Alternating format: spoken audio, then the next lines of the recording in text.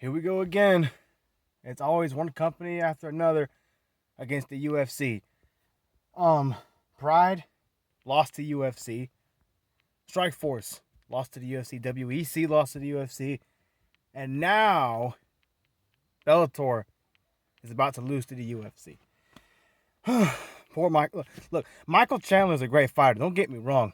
You know, he's got good stand-up, well-rounded fighter. He can go the distance and everything. He's a good fighter, great fighter. Definitely a top 10 guy. But he is not in the same level as Charles Oliveira is right now. Look, Charles has won 8 fights in a row. He's finished 7 of them. He went the distance and dominated El Kukui, Tony Ferguson. Nobody beats Tony Ferguson like that. Even Gaethje had a somewhat hard time with him last year. Man, look, like I said a few months ago, unless Charles shows up and takes Chandler lightly, and Chandler gets a lucky punch or something and takes it to distance for a long fight or whatever, Charles should have no problem beating this guy. Look, Dan Henderson was the Pride champion. Lost both of his Pride belts in unification title fights in the UFC. Gilbert Melendez was the last Strikeforce lightweight champion. He went over to the UFC, got beat. All right, to fight for the UFC title. Crocott was Pride champion. Went to the UFC, got killed there. Had a losing record. And Crocop's a great fighter. These are great fighters. All right. What was it?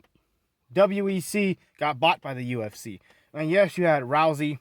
No, it wasn't Rousey. It was Jose Aldo, Dominic Cruz. They had great runs in the UFC, but they still lost at some point. So, what makes me think that Bellator's lightweight champion, former lightweight champion, is going to go in there and beat a top UFC guy? Ain't happening. All right. The way I see this fight going down is Charles Oliveira has an easy time with Michael Chandler. He's going to go in there and blitz him.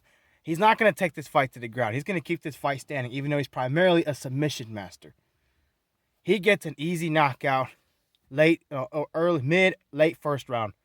Maybe second if Chandler's lucky. But he should have no issues.